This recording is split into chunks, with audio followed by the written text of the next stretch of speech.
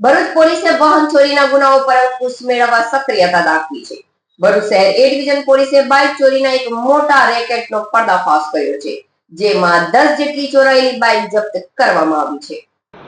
ગત 29મી જાન્યુઆરી 2026ના રોજ local crime બ્રાન્ચે આમોદના Khurchan ગામના રહેવાસી અબ્દુલ મોહમ્મદ પટેલને ચોરીની બાઇક સાથે ઝડપી પાડ્યો હતો. તેને વધુ તપાસ માટે ભરૂચ શહેરી ડિવિઝન પોલીસ સ્ટેશને સોંપવામાં આવ્યો હતો. PIRM વસાવાના માર્ગદર્શન હેઠળ સર્વેલન્સ ટીમે આરોપીની સઘન પૂછપરછ શરૂ કરી હતી. શરૂઆતમાં આરોપી અબ્દુલ પટેલ પોલીસને સહકાર આપતો ન હતો. પોલીસે કોર્ટમાંથી રિમાન્ડ મેળવી ઊંડાણપૂર્વક તપાસ હાથ ધરી. આ દરમિયાન જપ્ત કરાયેલી બાઇકોના એન્જિન અને ચેસિસ નંબરના છેડછાડ થઈ હોવાનું સામે આવ્યું.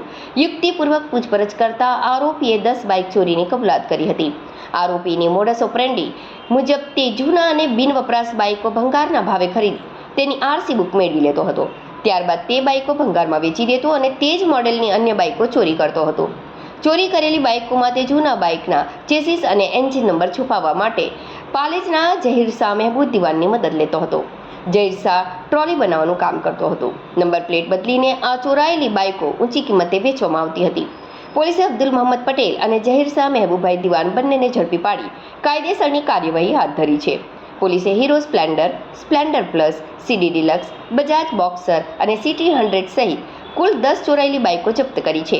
આરોપીઓએ આ બાઇકો ભરૂચ, પાલેજ, આમોદ અને નવસારી જેવા વિસ્તારોમાં વેચી હોવાની કબૂલાત કરી છે. ભરૂચ શહેરના શ્રવણ ચોકડી, મઢુલી સર્કલ, મિપકો ચોકડી અને જંબુસર બાયપાસ વિસ્તારમાંથી જેમની બાઇક ચોરાઈ હોય તેમને જરૂરી પુરાવા સાથે ભરૂચ શહેર એ ડિવિઝન પોલીસ સ્ટેશનનો સંપર્ક કરવા અને પોતાની બાઇકની ઓળખ કરવા અપીલ કરવામાં આવી છે.